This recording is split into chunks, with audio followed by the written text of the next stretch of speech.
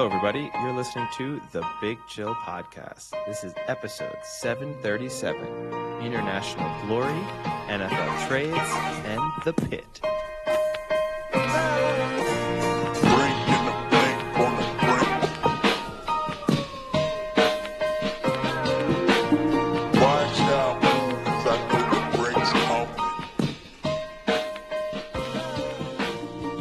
Hello, Big Chillians, and welcome back to the Big Chill Podcast. Frank, joined us with Eddie. Eddie, how's it going?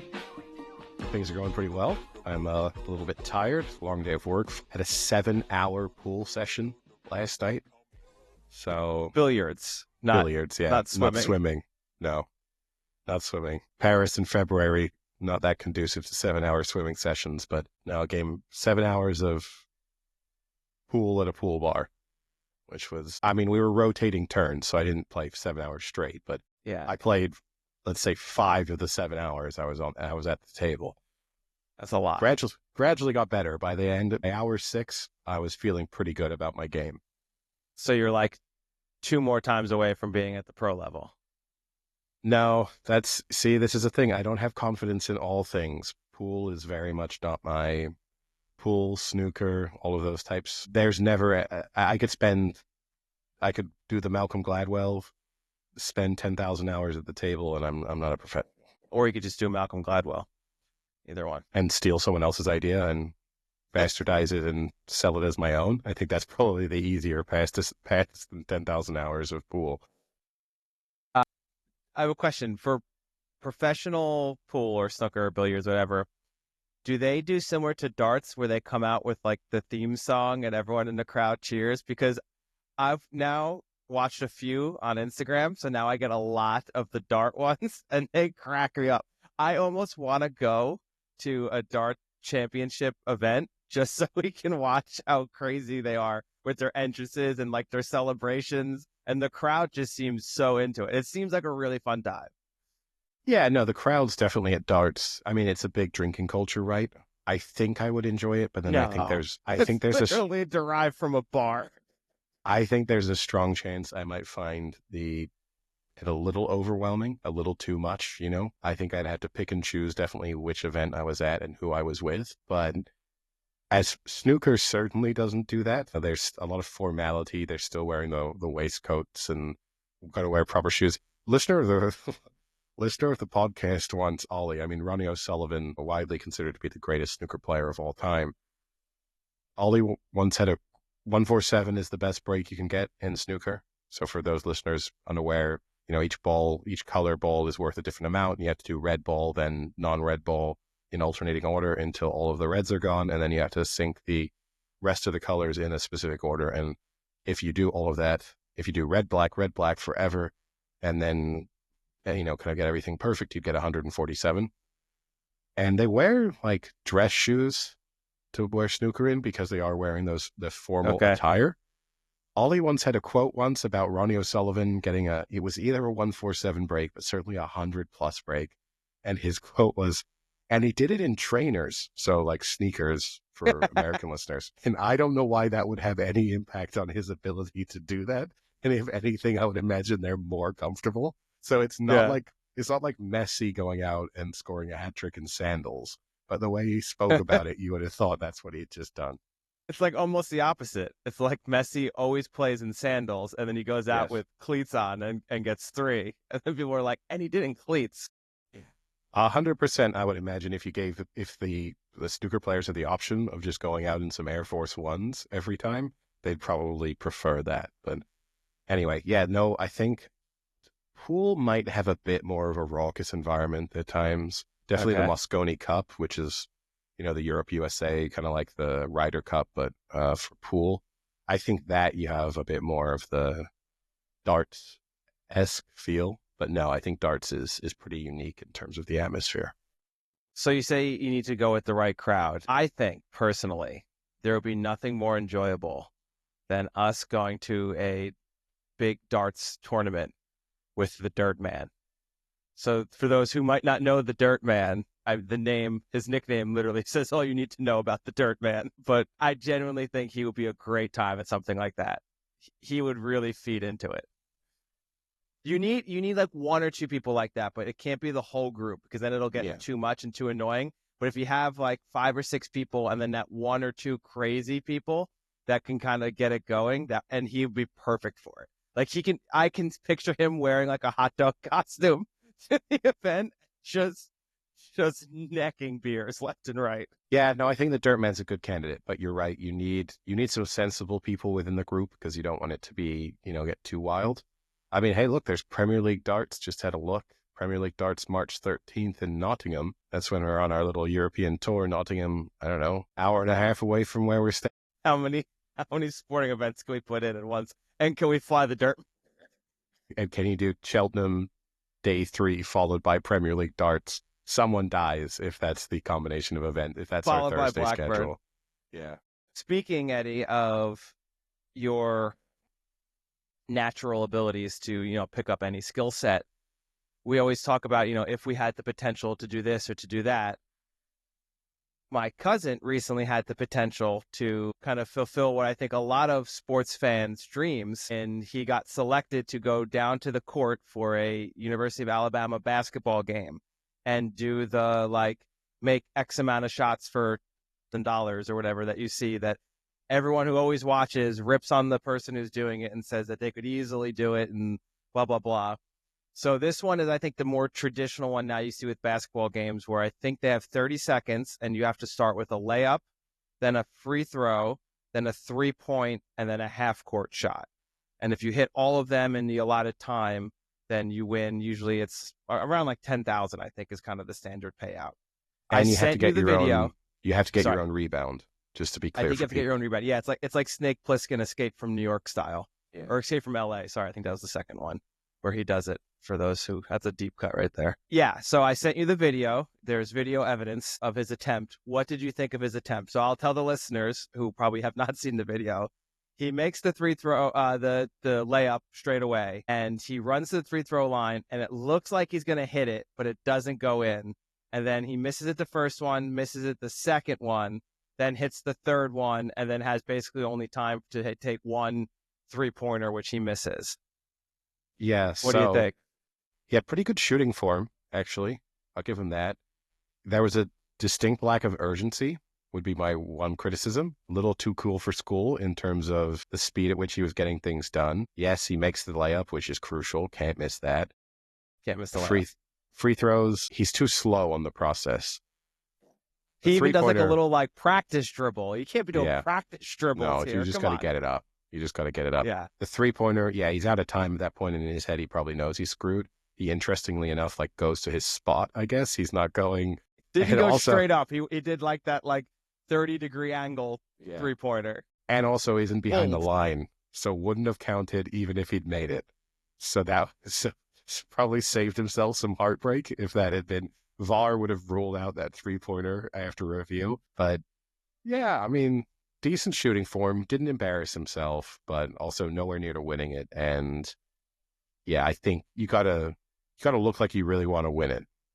Yeah, the killer, I think, is as soon as you miss that first free throw, if you don't hit that, I think you're screwed. Because not only do you significantly cut into your time, but then mentally, I think you're already broken. Because then now you're starting to really hustle and think about, oh no, now I got to make this shot a little quicker because now I got to get to the 3-point. So it would have been interesting had he been able to hit that free throw, what he would have, how that would have ended. Based at the speed he was going, even if he'd made every shot, he would have not made it to the halfway line in time. Time would have expired even with perfection as he just sort of slowly ambled towards the halfway line to throw his shot up. So I think that's the big criticism. You got to, because you got to know you're not going to be these perfect. These Gen Z kids, I mean, 10,000 is enough to sway them, I guess. It's not enough to get the sweat building. No, this is why we need Elon Musk to come in and make halftime trick shows more efficient. If that was me, I'm bulldozing people over. Well, yeah.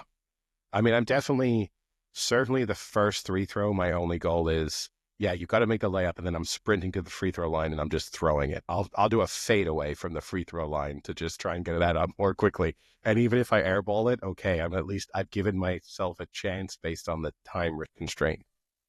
Yeah, I think he needs to take this off season, really work on his sprint form, sprint technique, His shooting form is good. I think that's solid. That doesn't need to practice. The practice is the hustle and the effort. Definitely lacking in the effort. I mean, it's that's Gen Z, man. It's cool. It's cool to be lazy. Cool to Well, be if lazy, bro. anything, I think probably, last episode we spoke about the Delta payout. This is the society we live in now. He's probably just booked himself some more flights. He's hoping his plane flips on landing, and he just wants that cushy Delta money. Not willing to put in the work through the free throws, the 3-pointers, and the half court shots. So, I mean, what are we going to do? People just won't do an honest day's work, even for a halftime show anymore. Yeah, it's disappointing. I think I've heard from 3 listeners on Twitter, or X, formerly Twitter, did message us to say that they were listening to the podcast whilst in an airport, so I had to stop listening to the episode. So apologies for any. Yeah, fortunately, that they didn't feel comfortable. We filmed that last episode. I was on a plane recording. How do you think I felt? we do all of our How do you think I recording. felt talk about plane crashes? The person next to me literally shat himself.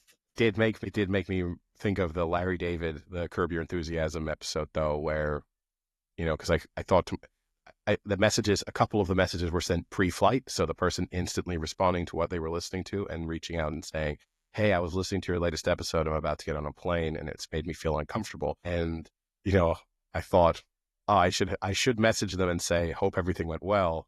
But it made me think of the Curb Your Enthusiasm thing of, I don't need to do that because I would have heard. Like, had there been, it would have been on the news had another plane gone down. So that person's okay. All right, another relatively quiet week of sport. Obviously, this for us, it's a little bit of a down period. We've got our horse racing coverage will definitely ramp up in the build up to Cheltenham, and then also just over the course of the flat season. And we should have some guests on as part of our Cheltenham Festival preview. And then, American sports. You've just had the Super Bowl, basketball, ice hockey, you're waiting for the playoffs to start. So even the baseball season, we're just in, not even got the regular season going yet. Premier League is over. I think now we can officially, last episode it's over. Now it's well and truly over after Liverpool won again. Arsenal slipped up again. And, I don't think we really, Manchester City sort of showing some signs of life against the Tottenham team has been in slight disarray, missing lots of players. 2 little Premier League topics, though, that I then wanted to discuss. The first of which is I'll deliver the rant that people occasionally like to get from me from Arsenal. What a catastrophic run of form after the whole Manchester City humble trolling stuff, the big deal they made of that victory, and then just, absolutely fell apart for the most part in the Premier League. But more, Ange Postecoglou in the build-up to the Manchester City game, so Tottenham manager, he had an interesting quote, and this is one that actually applies to a lot of sports. He said that the assist is the most useless statistic in world football, that he pays absolutely zero attention to a player ever being given an assist. It's meaningless because I think the example he used is it could bounce off your backside and then someone smashes it in from 30 yards and you technically get the assist. So to him, said he doesn't care about it at all. Do you agree with him? The assist is sort of pointless. And is there a statistic in some sport that you think is used but shouldn't be? Wow. Okay. I know I'm putting you on the spot there. Yeah. So I can answer the first part pretty easily. I extremely disagree that the assist is a useless statistic. I mean, you could almost argue the exact opposite with a goal. Like, look at many of Erling Haaland's goals are literally just tap-ins, where he's in a great position. He gets a phenomenal ball from Rodri or De Bruyne and then just taps it in, so how is that not useless? Anyone could do that. A monkey could do that, right? I think personally, I gravitate more towards players that are playmakers in the fact that they can set up a play and not be the one that scores, but the one that sets it up and gets everything going and gets that assist to get that scoring opportunity. I mean, a great example, I know we're switching from, football to hockey, but Connor McDavid is a phenomenal example. Connor McDavid is an amazing playmaker. And yes, he can score goals, but when he's truly a brilliant hockey player, it's when he sets up and has a beautiful pass or a beautiful assist and finds a guy open that no one else could, or actually does something on the ice to get that player open and then can get him the puck. And I think similarly in football, you see the same thing where really great players get the ball and they create a scenario where the defense has to adjust to them, and that allows an offensive, striker, a different kind of forward, to get open, and then they can feed them that ball nicely. And a really good playmaker can do both of those. Decent players can do one or the other. They're really good at passing, or maybe they can attract attention, but an ultimately good playmaker can do both of those at once. And I think that's a very slim amount of people that can do that. I disagree with you. I guess that because he's not saying, right, that playmakers are creative players, or that it's only goal scorers matter. It's more that the statistic itself is not necessarily a good representation of the ability that you're speaking of, right? So it's not that, hey, we shouldn't if you're not scoring goals, you're not contributing. That's not what he's saying, but it is more along the lines of that statistic is not necessarily a great indicator of how good you are at playing your part in the build-up. And he's both right and wrong, I guess is the way I would say it. I think a lot of the time the assist is not particularly complicated. At times there are beautiful assists where the assist does all the heavy lifting for the goal. And, as you point out, you can just be Erling Haaland or whoever it is on the receiving end of that pass or cross and just be tapping it in. And the real skill was in the vision and the execution of the pass itself. And he wouldn't deny that either. It's just more, do we need to be paying attention? He just basically is saying, really, like, should we be speaking about, player X is leading the league in assists? Does that really mean anything? And it's a relatively modern statistic as far as football is concerned. It's a little bit of an Americanization of football in terms of trying to bring over some of the statistics that you would have had for a significantly longer period of time in a lot of US-based sports. I don't know. Ultimately, I don't think he cares that much. Neither would I or you, but I did think it was an interesting point. So there are currently 4 Premier League players with 10 assists or more. Do you think you can name them? Probably not. I'm going to guess a few of them are out of left field. So how many of them play for Liverpool? I'm almost tempted to say that it will be Mo Salah. It's Mo Salah. He's first with 17 assists. He's far and away leading in assists. You have one more forward, a midfielder, and a defender. Fullback, I'm guessing. Yeah, like a right back, left back. I think so. Okay, give me the clubs without telling me the position. Arsenal, Fulham, and Brentford. Odegaard? Trossard? No. All right, let's Forward. Forward. Havertz? Saka. Oh, even with his injury? Yeah, he's got 10. And then Fulham is the defender. It's Anthony Robinson. And then Brentford is the midfielder. It's Mikkel Damsgaard. Okay.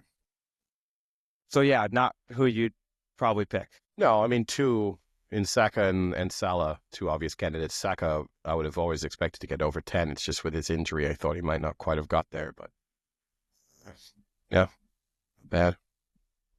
Other footballing topic, I kind of alluded to it. Speaking of Salah, on Sunday, Jamie Carragher finds himself in a little bit of hot water in the comments he made on Sky following Liverpool's win over Manchester City, when they were speaking about the challenge of Salah sort of establishing himself or proving himself as being the greatest player of the generation or of all time. And Carragher basically implied that you need to be European or South American because you have to be proving yourself in either the Copa America or the Euros, and referred to AFCON, the African Cup of Nations, as not being a major tournament. That got a little bit of an immediate backlash in studio, and then elsewhere. I mean, it's been huge. I'll say this: I think I think he expressed the correct opinion poorly. Saying that it is not a major tournament is obviously just factually, objectively incorrect. However, the point that it is not quite of the same standard as, say, the Euros or the Copa America, or that it does not receive the same level of attention as those 2 tournaments do, both of those statements are true. And so it obviously makes it harder to prove yourself. And if people think, I know with AFCON, people can get quite upset with that point, but if I made the same statement about Son and how the Asia Cup, his lack of ability to prove himself in top tier continental competition holds him back from receiving either the recognition he deserves or the sort of legacy he could have otherwise, I don't think it would receive much criticism. So I'm not sure why AFCON is treated more sensitively than, say, the Asia Cup would be. I mean, there are obviously reasons why, but you know what I mean? I think this is such a unique football issue out of all the major sports because in none of the other major sports is like your international play and competition really any indicator or marker of your level of greatness or your ability. I mean, like, look at the NBA. Like, does it matter if LeBron James plays in the Olympics or not? Like, if he was the best player in his time? It would matter if he failed in the Olympics. I think the I don't difference is know. I don't think the U.S. gets a tremendous amount of credit for winning a gold medal, but definitely like say 2004 when they lost, they didn't win, and then you had the redeem team in 2008. I think if LeBron James in the Jordan versus LeBron James greatest of all time debate, if you were able to say, well, Jordan was part of the dream team, and then LeBron James never won a gold medal, I think that would definitely be used against him. But I do think you're right that like because of U.S. dominance in internationals competition in basketball, it's a little hard to use it as a proof of how good you are because not to toot, like either one of us could get stuck onto the U.S. basketball team and they're winning the gold medal. Like it's not. Yeah. But I think I also just mean too, like I don't know how to correctly say it, like the level of competition isn't, not that it's not as strong in those sports internationally, but it's just not weighed as strongly. Like people don't take as much weight to it. Like yeah, you're right. Like if LeBron doesn't win the Olympics, maybe people use that against him for Jordan. But at the end of the day, when people say like, why is LeBron the greatest ever or isn't the greatest ever? That's like point number 9. It's like, well, he won Sure. X amount of NBA finals. He won this, he won that, he won that. Oh yeah, and he won I think 2 gold medals, 3 gold medals. I don't really remember, but he won them. Like it's a very lower comment.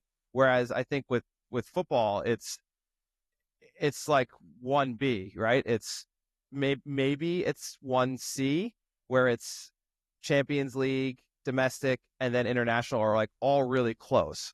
So it's a very unique sport in that sense that the international competition has such a strong weight to how good someone is. And I think it's kind of unfair. Like, I get what they're saying, but at the same time, if the person is clearly the best player at any point, it shouldn't be held against them that they're just not on a very good international team. Like you can still see if they're the best player, if they're winning in still all the major tournaments like Champions League and their domestic leagues and things like that, and they're standing out. I think that's slightly unfair to hold it against them that they're coming from Norway or Egypt or Yeah. South Oh no, Korea. I think if you're using that, yeah, but right when you're getting into sort of greatest of all time discussion or greatest player of your generation, you have to be proving yourself at the very highest level, right? So the comparison would be, let's say you were just a championship player and you, for whatever reason, just decided to stay there your entire career. That's obviously different because that's out of choice. But if, you just were a supporter of, you're a big Derby County supporter and you just said, you know what, this was my dream and I'm going to stay at Derby County. And for whatever weird reason, you score, 60 goals a season, but Derby can't get promoted. I don't know how this scenario can exactly play out, but you obviously cannot enter the discussion for the best player in the country, in Europe, in the world, whilst not testing yourself at the very highest level. That's why in football or in some other sports, the international discussion comes into it because, yes, the quality of football in, say, the Champions League is almost certainly higher than most international competition for a number of different reasons. Still, you have to go and prove yourself at this, pass this big test. And so, yeah, if you're Salah or Haaland or Son, you're not, for one reason or another, either it's because your team can't qualify or because even when they do, you're just getting through the group stages would be a great achievement based on the overall quality of squad. You cannot prove yourself in quite the same way. I'd be interested to kind of say, So you don't feel like in hockey, what you're able to do at the Olympics has any impact? Like No. if you've never won an Olympic medal, I you mean, I could throw this out to any pretty big hockey fan. How many gold medals has Wayne Gretzky won? I don't think, I'm sure they'd say he's won them, but they couldn't recount how many. Like, that's not even, I think you can elevate your, your fame and your legendary status a little bit from Olympics, but overall, I think no, I think very little. But do you again, I think think that's a tough one. That's a really tough one though, because it's very similar to the NBA, where it's two teams dominate, maybe the third if you throw in the USSR back in the day, but Canada's kind of always dominating at the Olympic level. So, and chances are the greatest hockey player is going to come from Canada. no, sure, but do you think maybe Canadians might feel differently, or Swedes might feel differently, or that Maybe Americans a maybe little. you kind of don't have the same view on international sport? And also, this is not an anti-American competition, but you have a certain ego associated with your sports where it's like, no, no, no, no. This is the highest level. What you go and do at the Olympics, who cares? The NHL is better. The NBA is better. It matters where you win here. Whereas a proud Canadian might say, well, if Sidney Crosby never wins an Olympic gold medal, then it's cool what he does with the Pittsburgh Penguins. Like, we need him to show up for Canada. And a lot of other players have. I'm not saying that he hasn't, but you know what I mean? Like, the perception might be slightly different. So for the record, Gretzky's never won an Olympic medal. Trash. I mean, So not they got even not, fourth in '98. They didn't even. so you're telling me that me and Wayne Gretzky have won the same number of Olympic medals in ice hockey? Yes. The issue is obviously that pros weren't allowed to play for the longest time. I think that I was the don't care. first year that they switched that. And that's the Should have only year won he it then. played. He should have. A lot of pressure on him. I mean, I get to go toe to toe with Wayne Gretzky in one statistical category in my ice hockey career. Then, yeah, I think maybe there's a certain American element to it where just the international part doesn't matter because you approach everything. And look, Americans get wrongly criticized. I think we've spoken about it before in the podcast, but like the World Series is called the World Series because of a newspaper that sponsored it. And that probably did lead to other sports called like declaring world champions because of the sort of World Series element. But, does it? It is weird that you win the Super Bowl and literally they will refer to you as world champions. Yes, obviously they're the best team in the world in that particular year because nowhere else is playing it anywhere near that standard. That's just kind of bizarre to do it.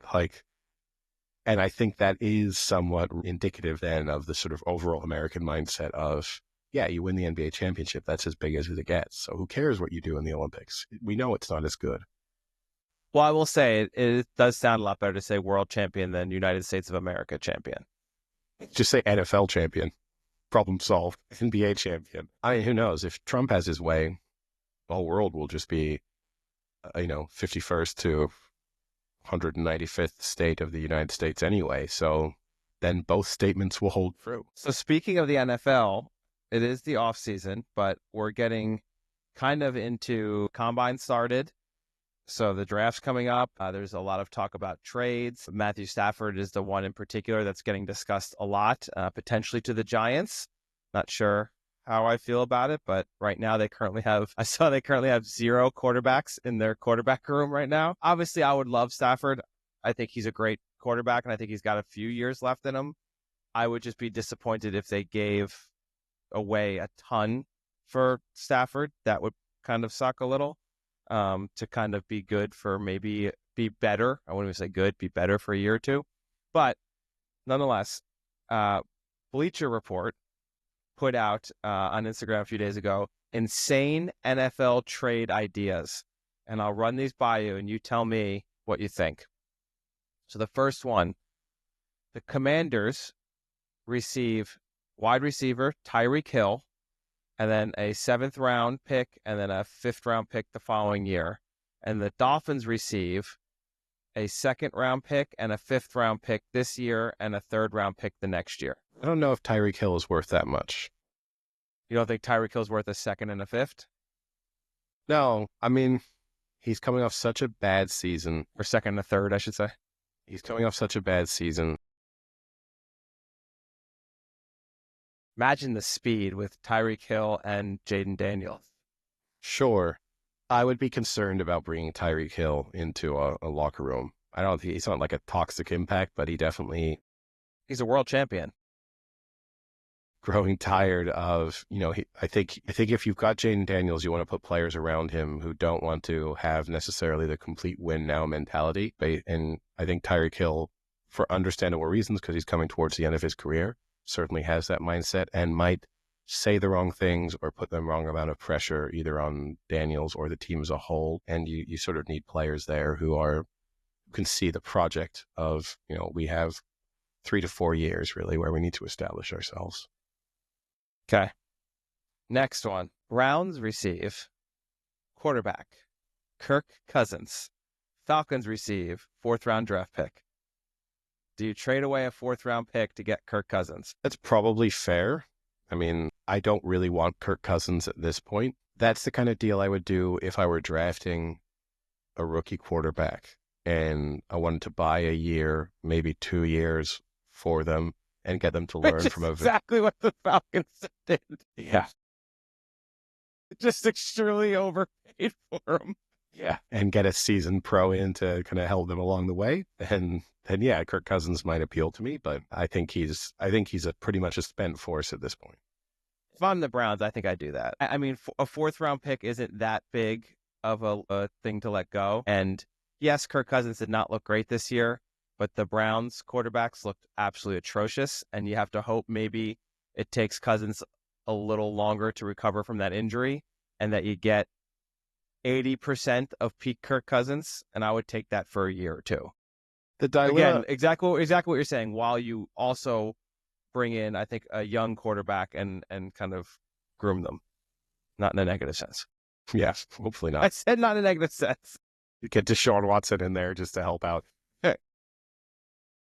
I think the tough thing, the conversation you'd have to have is, does Kirk Cousins make us too good while we go through a rebuild? And like, Kirk Cousins is not good enough to make you a good team, but he might be good enough to, we got kind of feisty and we won 6 games there when we probably only wanted to win 2. And so does he sort of hold you back? The gunslinging, 350-yard games a year for 4 or 5 touchdowns.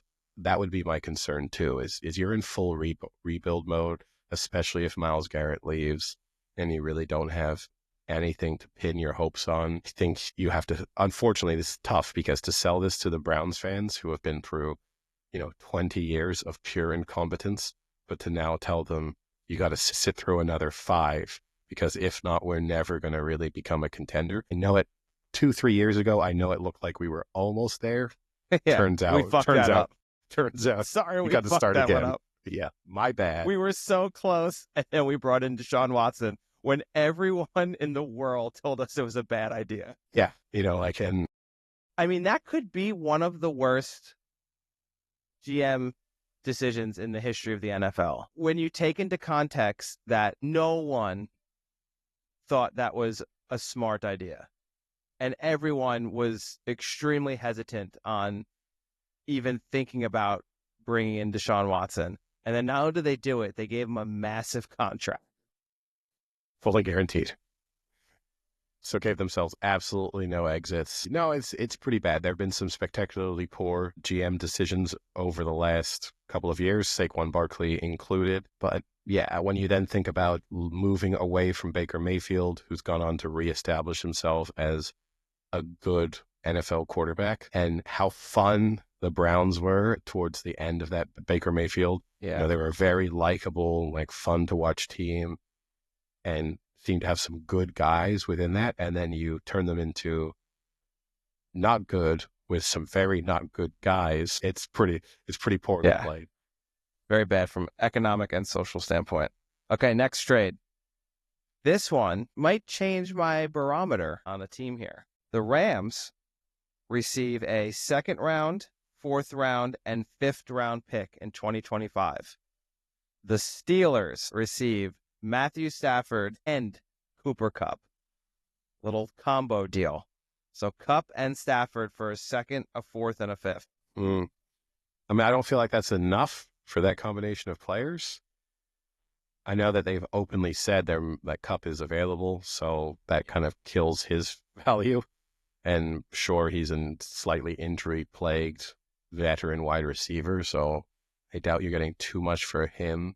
But I could definitely see why the Steelers would want Matthew Stafford. I don't know if I want Cooper Kupp. I mean, also, Steelers pin their identity on a certain type of wide receiver. Cooper Kupp does not fit into that. Maybe it's time to change.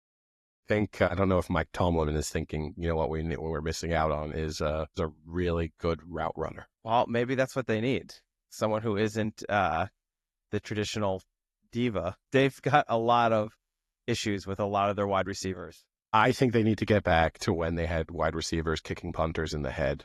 And I think I mean, they have that now. George Pickens literally fights half his games. They have that. They never lost it.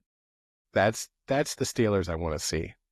Before that, it was, who was it? Deontay Johnson? Is that who it was? Who was it that would just stop running routes? Or was it Claypool? Claypool did it a couple times. Yeah, Claypool. Claypool's the one who did Antonio the celebration. Brown before that. Claypool did the celebration when he got the first down when they were running out of time, and he basically killed their chances of winning. I bet Claypool is your cousin's favorite NFL. Make a big play, celebrate like you just won the Super Bowl, cost your team the win in the process. All right. This is a Jets and Rams swap. So this is assuming that the Rams let go of Stafford. The Rams receive Rodgers and Devontae Adams, and the Jets receive a second, fourth, and sixth round pick.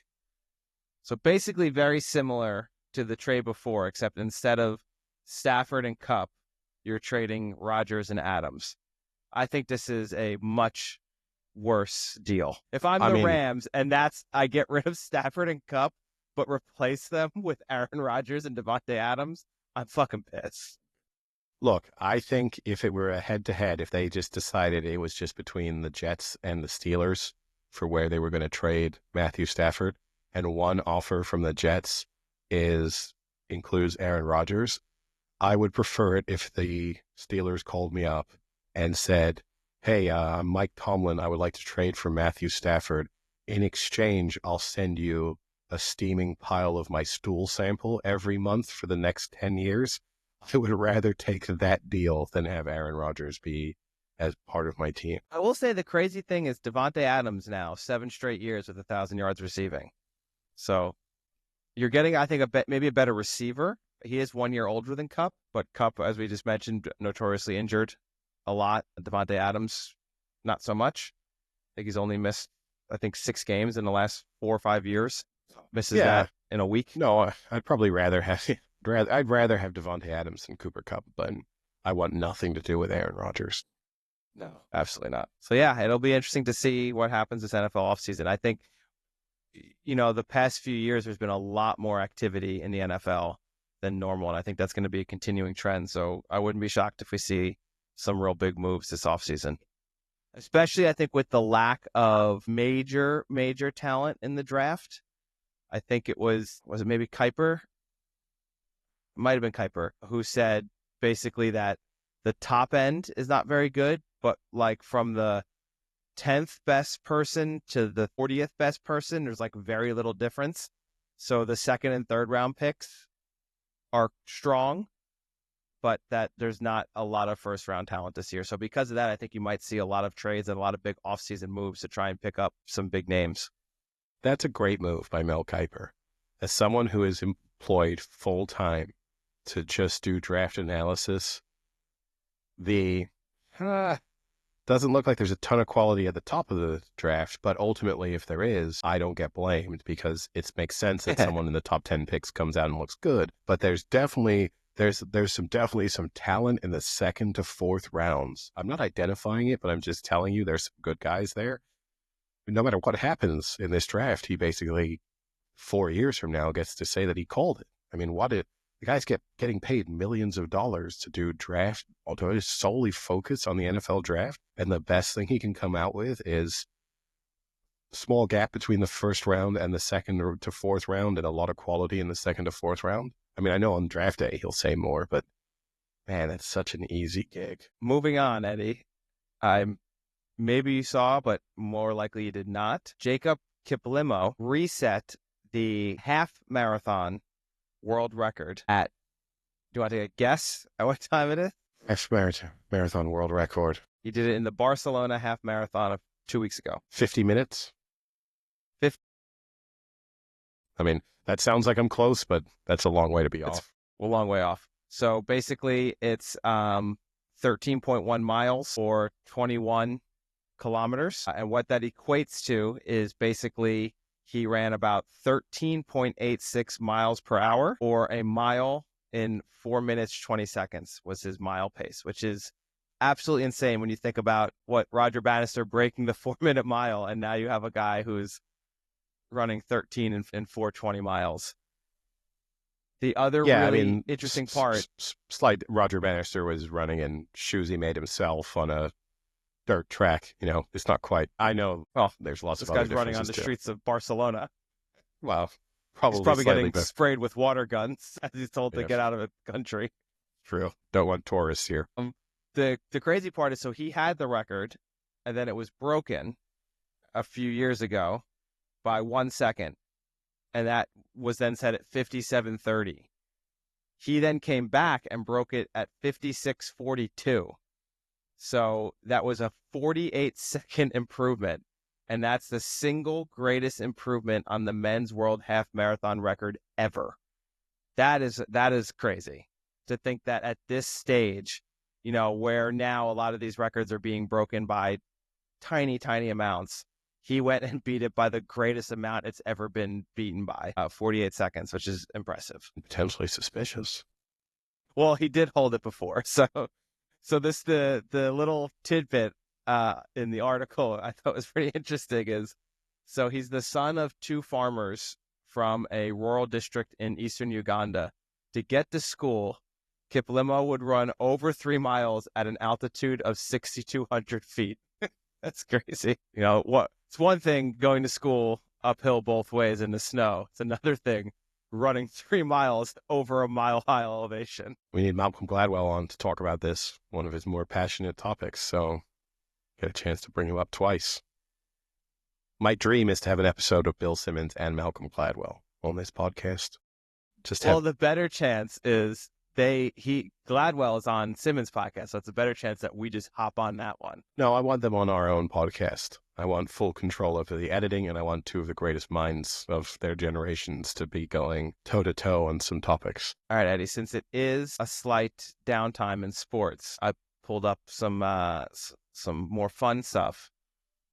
Would you rather be part of the What's the Greatest Dessert of All Time quiz, or would you rather know the things you should never say when ordering a drink at a bar? I know you always like to put me on the bar topic, so let's do the things you should never say when ordering a drink.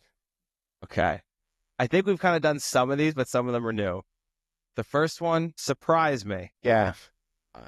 Okay, so for listeners who are unaware, I mean, I worked in bars when I was at university and for a little bit post-university. Eddie, don't sell yourself short. You were known as the Prince of Paris in the Parisian bartending community. That wasn't as a bartender. That's more as a customer, I have to say. It's a little bit of both.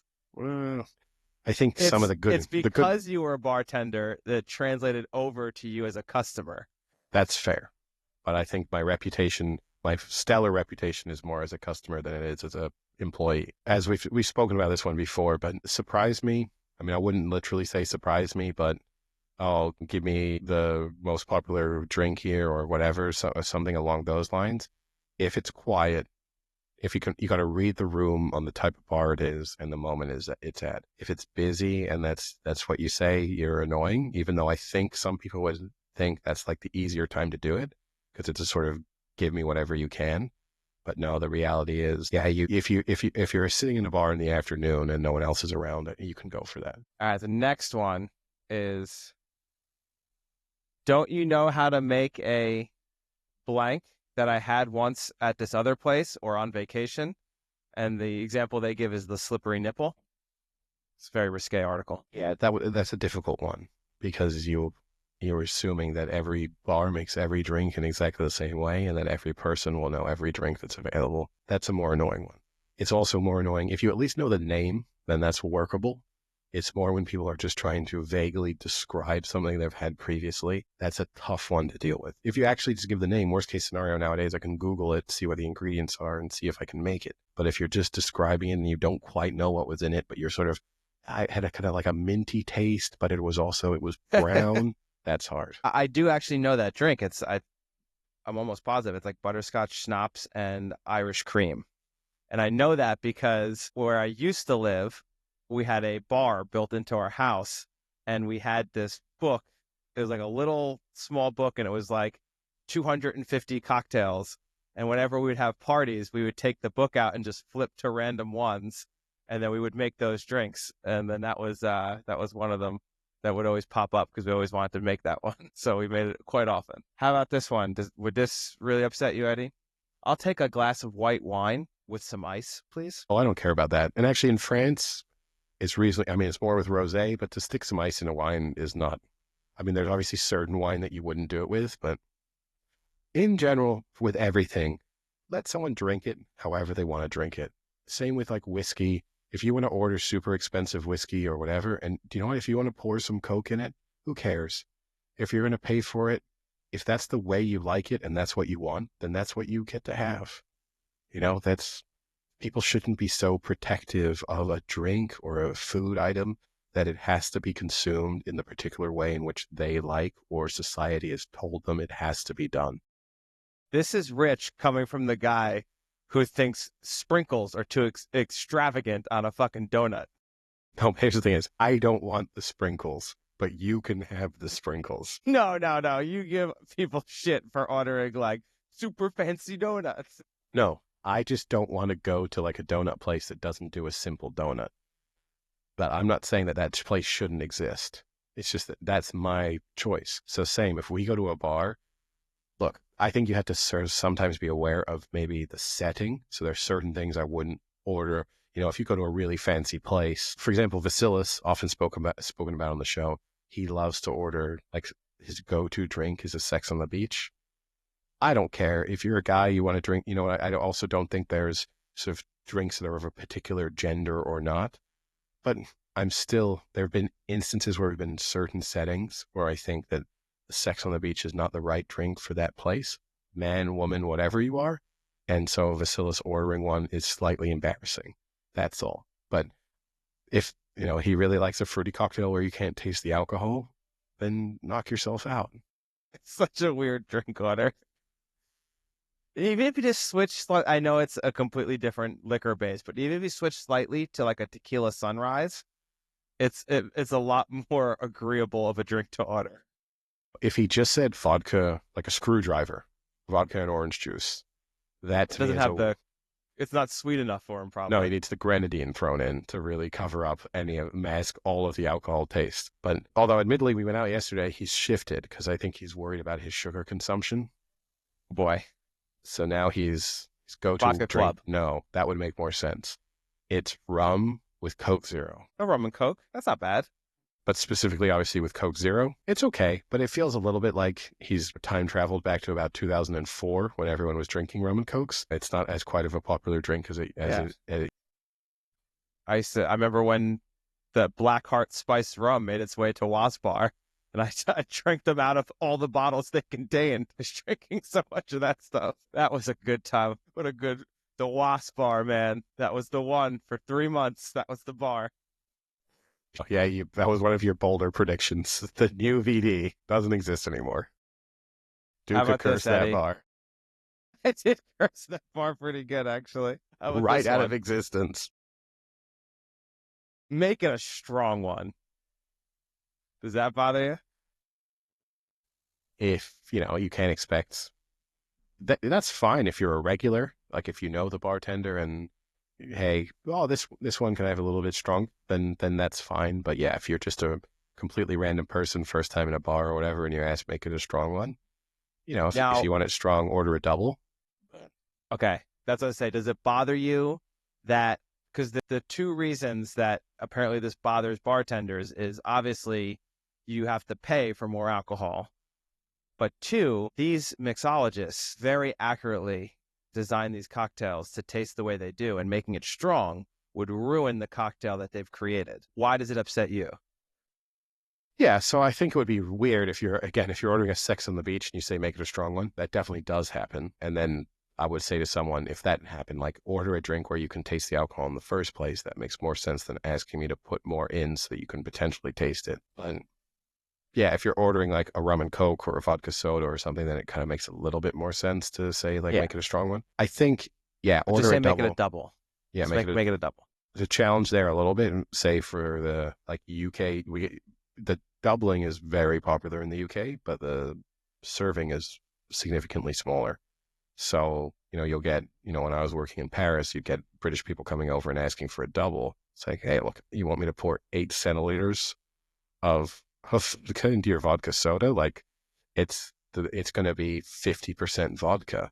I think you're better off with a single, and you'll probably be fine. But no, look, if you want a double I and you have want a to pay for, good. if you want a double and you want to pay for a double, I'll pour you a triple.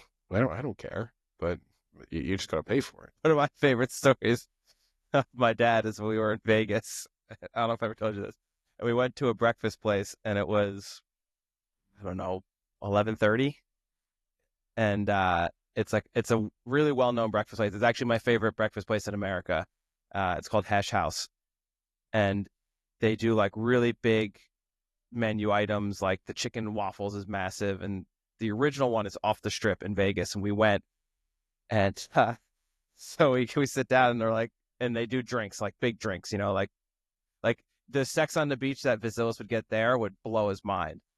So my dad is like, I'll do a vodka and orange juice. And she's like, okay. He's like, wait, let me be clear.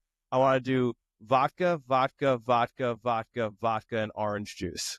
And she's like, okay. And he's like, good. She's like, yeah, 5 shots of vodka and a splash of OJ. I got it.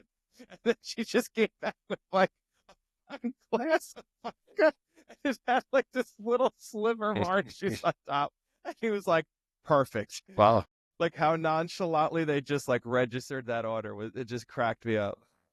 very responsible serving. But actually, speaking of, the next one is when you get up there. That I'm sure drives you insane. Again, depends how busy you are. I think there's sometimes bartenders who are super intolerant. They expect you to know exactly what you want. Sometimes either a menu isn't readily available in a lot of bars, or for example, you'll be in a somewhat busy bar where all of the taps spread all the way down the bar and you can't see all of them, without walking all the way down, and you can't do that. So I think it's fine, for example, to get to the front and say, what beers do you have? Assuming there's not a menu right there, assuming that you can't see all of them. And the same, so I think there has to be some level of tolerance over that. But sure, if it's super packed, the people are working hard and stressed, you should know what you want when you get to the front. But as you know, I think bartenders are so far up their own asses most of the time, and like all these strict rules. And it's like one of those, again, it's like bartenders, comedians, and a host of other things where they'll sort of occasionally refer to other people, like people who don't do that job, as like civilians and all that fucking nonsense. Just take yourself less seriously. You're just pouring some drinks. If someone needs 5 seconds to figure out what they want, that's okay. This one might hit home. You did work at a younger aged bar, or patrons were younger aged, where probably not a lot of money being thrown around. Did it bother you if someone walked up and say, pour me whatever's cheapest? Never.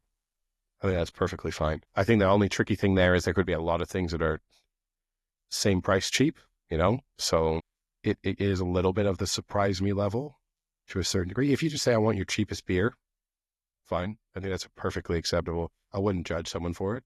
I do that sometimes because, if I'm like, I don't really care, you're just going to give me a lager or something, and I don't taste a huge difference between the various ones that you may be offering. So just give me the cheapest one. I think that's perfectly acceptable. All right, two more quick ones. Again, you worked at a bar with a lot of young people. It got quite busy. Does it bother you when people walked up and said, "Could you hurry it up in here?" I don't think I ever had that happen because I was always super Really? fast. Really? No, no, that's a lie because I've been to the bar you worked at numerous times where there would be like people like trying to wave at the bartender and That getting like happens. really Yeah, angry yeah. and stuff like that.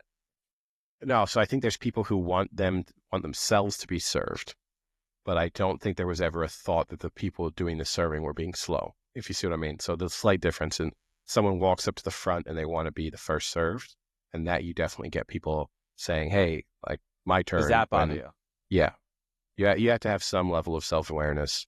And I think it almost hurts me now, having worked in, like very far removed from my bar work, but still now if I go to a bar, sometimes I'm almost too patient. And Mm. so I will let people, in a sense, like pass me over because I don't want to be the person saying, You "Hey, get it's my bitched at. turn." To a degree, yeah, I guess. Last one. This is almost Bacillus like. Did it bother you when people would order one Long Island iced tea, please? No, I think if something's on the menu, you should be prepared to serve it. A Long Island, yeah, it has a lot of ingredients, but it's actually pretty easy to make. So it's actually a pretty quick drink to make. I think people assume, again, like a lot of ingredients, but there's a lot of things that like take a much longer process in terms of how Like a different. mojito. Yeah. Like muddling something is way worse than, pouring multiple alcohols and then, topping it up with some Coke. It's not the end of that's like doesn't take that long.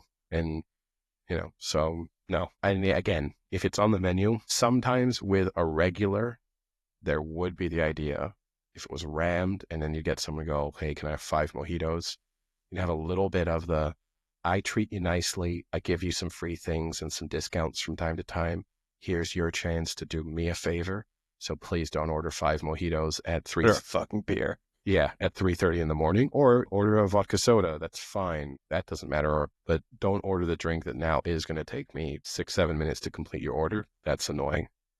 But if it was a random person, I wouldn't say anything. All right. I guess that wraps up bar talk. We'll probably redo that topic 18 months from now with pretty much identical questions when you found a similar list on some random website at some point, either Yahoo or BuzzFeed or wherever else decides to rerun that. Now, completely switching away from sports, I know you told me off podcast that you have listened to one of my recommendations and started watching how's it going? Yeah, it's good. I mean, I'm a sucker for medical shows because, I'm adjacent to the hospital medical field and I do enjoy like gross medical shows. I mean, I loved The Nick. That's probably one of my top 10 all shows of all time. That first and second season was phenomenal. And that was pretty gruesome. This one's good. It does have some gruesome stuff, which is fun and interesting. The medical side is really good. And I will say, compared to other hospital based shows like ER, Grey's Anatomy, the two biggest ones, it is a lot more normal and not as dramatic or romantic or just fucking way over the top. But it still has some pretty corny shit that happens. Like just the interactions between the doctors and the stuff they say. It's like, that's not how real people talk. It's not so quippy. Like everything's a quip, Like just because doctors went to medical school doesn't mean they fucking like read Shakespeare every day. I don't think it's that quippy. I don't It's think this pretty is. quippy. I see. I watch it and don't come across with it being quippy at all. I mean, it's not perfect. The dialogue's a There's little corny. See, I don't find any of it corny. Like, who's the corny character for you? Like, who's the one who you think is guilty of being too quippy too? Like, who's the quippiest The person? There's only one who I think is kind of that, which is the the young slightly kid is annoying, pretty quippy. The the guy, slightly not an, the other. He's the Actually, I think they're all the only attending physician is the main guy. The no Wiley, other, yeah, and then there's two older residents, the female and the guy. That's who I'm thinking of. The guy with the dark hair, the kind of wavy and dark the big hair. chin dimple. Yes. He's got the like big The indentation. Yeah, I would say like the attractive doctor who's Yeah, there to be like sure. the heartthrob doctor. He's pretty quippy with some of the stuff he says. Right. I think realistically so. Like a slightly sarcastic, intelligent doctor, I think that strike me as being beyond the realms of Like the possibility. one I can think of right off the top of my head is the one kid I don't know if it's the attending physician's son or who it is. I haven't gotten that far yet. But he comes in to pick up tickets, and apparently the Yes. guy's got like a girlfriend now. He's like, "Let me tell you a few things. You got a girlfriend? Always hold her hand. What is it? It's like always hold her hand in front of her friends, always compliment her outfit, and always wrap it up, bro." And like throws him a condom. It's like, no one says that to someone. Think probably there are people who say that. No way. That line, that like 3 line statement has never been said in the history of But the I think world. the wrapping it up run, right, that was kind of the joke was that multiple people were giving him condoms. So that was sort of more the protective Yeah. element. I don't know. Overall, I don't find the dialogue to No, come it's very across. good. It's a really well done show. As I And told what you, I actually got, the only bit of it that I don't enjoy that much is the COVID flashbacks when Noah Wiley's having his like PTSD. And I entirely understand why they're doing it. And actually, because they're it's a woke. really, actually, it's really interesting because, that's such a major point in our sort of recent history. And it does feel like because it's sort of controversial, all TV shows and movies are just ignoring that it ever happened. It's sort of bizarre that we went through this major world event, and yet there are very few TV shows or movies that actually acknowledge I that think that's it. purposeful though. No, I know it is because of the controversy, but it's sort of strange. It would be like as if, not that it was as severe as World War II, but it's as if, in 1950 when they were making movies, they're like, no war movies, guys. Let's just keep it moving along. World's okay. No one talk about what happened between 1939 and 1945. All right, we're just going to be smiles and rainbows. But the I get why, but it's more just the way the flashbacks hit him, kind of, that sort of removes me Yeah. from the moment. But I get why it's interesting why they're doing it. What do you think about the concept of it's just an hour by hour taking us through a day? I don't know why more shows haven't done this. I mean, that when you think of maybe the original binge show, although it couldn't really be binged, 24 was so good at it. Like you'd watch an episode of 24 and instantly be like, what the fuck? I want to watch the next one. Come on. Like it was just so good at that because it was boom, like an hour. And then it leaves you with like a little bit of a cliffhanger. Then you want to be like, what happens next? I love that concept. The thing that I'm having trouble with. So again, for those who aren't watching, every episode is almost a literal hour in the day, and it's But it is. consecutively. Like it I starts think the it's actually only episode. like 45 minutes, the What? episodes. I don't know if they're Yeah, true but hour. okay. I mean, well, let's not get But too basically, yeah, nitpicky yeah. because I know, but literally I'm just the saying. episode 1 is like 7 to 8 a.m. Episode 2 is 8 to 9 a.m. So you are an hour long block that you are seeing in the life of in the world of a emergency room in Pittsburgh. I think the issue I'm having is I'm so used to watching shows that have a bigger plot or a bigger picture or like a more long-term story that I keep trying to think or pick out like, is this going to happen now? And then like, this is going to be the big thing. And I'm a little behind. I think I've watched 3 or 4 episodes.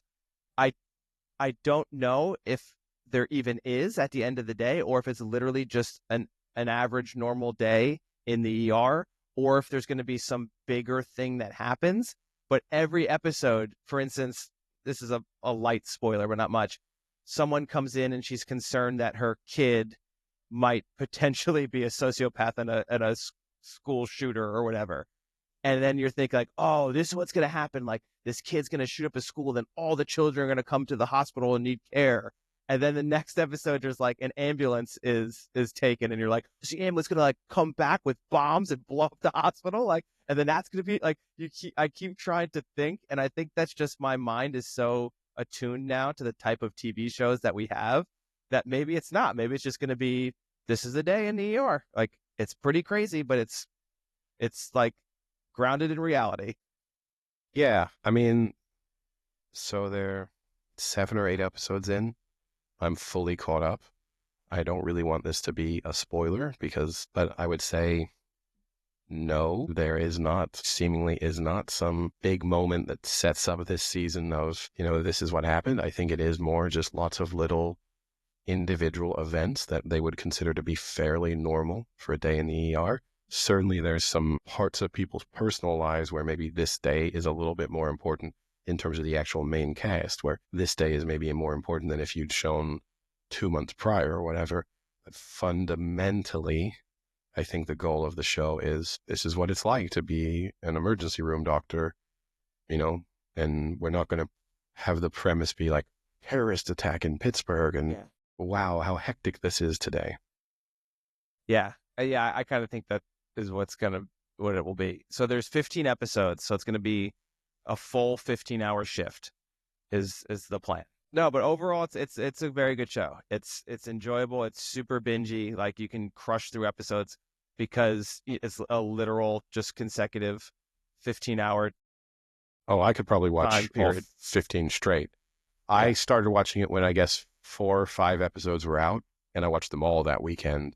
And I am actually, it falls into the category of a show where I'm like frustrated that I can't watch a new one straight away and that I have to wait a week. I also like that I have to wait a week. Like I would be done with it if they'd just released everything at once. So I'm happy that I kind of have that to look forward to. I watch it every Friday. So that's kind of nice.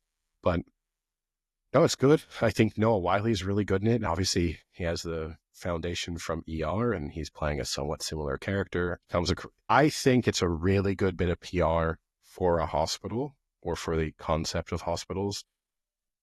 There are some less likable characters within the hospital staff, but for the most part, they are competent and like compassionate and caring. And so it does make it's a nice little spin for work. It makes you feel like, well, if I went to an ER in Pittsburgh, I'd be in safe hands and it doesn't look too bad. I don't know if necessarily how happy I'd be once, aside from the like waiting room chaos. That's the only time where Yeah. you have this understanding of how strained the system is. But it's like once you get through the doors into the actual emergency room, you have these great doctors who really care about you and for the most part will do everything they can. I mean, there's still bad things that happen, but no, I think it's a good show. Definitely very enjoyable and not too gory. I'm like you, I don't mind the gore and sort of kind of like it, but I also understand you don't want a show where it's just like gore porn. And if someone's listening to this and thinking like, I don't want to see that much gore, you maybe get 45 seconds an episode Yeah. where you're sort of That's about really right. exposed to something gory, so you can just look away or whatever. And most of it is just standard injuries, medical drama stuff. Yeah, and I agree with you. The characters, for the most part, are good, fun characters. The only one I still don't have a good read on, and I just looked, I'm 4 episodes I've watched, is Dr. Santos is her name. She's the one, she's another one that's really quippy. She actually might be the most quippy. She's the one like, oh, what did she say in the one episode where like she's like, yeah, like my mother says that my like hard sense of humor is a shield for my insecurity. Blah blah blah. Like she's very quippy, and I Would don't understand her yet. Like I Yeah. don't get if she's just an asshole. So I would have put her in the only one that is a little bit quippy. But then has supposed to have the personality of someone who is trying to make jokes constantly. And you meet people like that where it's actually annoying to be around them because their comedy is a mixture of being overly aggressive, but also overly friendly. And it's just awkward for the most part, at least for someone like me. I would agree she is the character who's the most out of a sort of a writing room in terms of the dialogue that she comes up with. I don't know if there are many doctors like her. My guess is there are a few. You know what I mean? Like, I don't, you, like, there are people who are speak in a way that comes across as if everything they have is somewhat scripted. They're either in terms of the jokes they tell, which, you know, I don't know. I think it is believable. It's not like watching The West Wing where every No, no, second no. of dialogue is, absolutely perfect. And that's sort of the point. It's not in that territory, but yeah, it The definitely. only other thing I'll say is I don't get how some of them are still residents. Like the other main doctor, the woman who I think is pregnant. right? I think you see that in The episode black 1. woman. She's pregnant. Yeah. Yeah. She's still a resident. She looks like she's like 40, 45. I don't think So she's that residency old. for ER is like is supposed to like 3 or 4 years. It's a pretty standard residency. So if you go to med school when you're 21, you'd get out when you're, let's say, 24, 25. You'd go to residency for 4 years. You'd be in your late 20s, early 30s. She looks like she's 40. Even the other guy, the guy we just talked about before, he looks a little old to be a resident too. But are they residents? I looked it up. They're residents. They're Okay. senior residents. Yeah. So he's Yeah. the only attending physician. Then her and the wavy black hair guy, they're residents. And then the rest of them are either first year resident or med students still. So that's a little weird. That's probably just like a casting thing, but I thought that'd be a little strange. I mean, I don't know. Maybe she's not as old as I think. Well, the actress who plays her is The other woman too is a resident. The woman who, does she have on an ankle bracelet? Is that what that was? Yeah, I mean, I think with her, the implication is that life has not been as smooth it took a while for her to get her MD. Yeah. So, and that kind of gets revealed over time over the course of the season. So, like, that makes sense. And that's even commented on by the medical students at times that, like, she is old for the position that she is in. But that's sort of part of it. But no, I really enjoy it. It's the show I like the most at the moment. Like, Severance and The Pitt come out on the same day for me in terms of when they're watchable. I don't know if there's like a slight difference in terms of one being, I think The Pitt's like Thursday night US, but so I don't get it till Friday. I think Severance is supposed to be Friday, but it comes out Thursday nights. It's really weird. Yeah, but for me, that's just Friday. And so I have the option of either one of them on Friday. Often I watch like both of the new episodes of them anyway. But I watch The Pitt first. That's the one I look forward to more. And then Severance gets thrown on after if I still want to watch TV. Yeah. I mean, it's a golden time for television for me right now.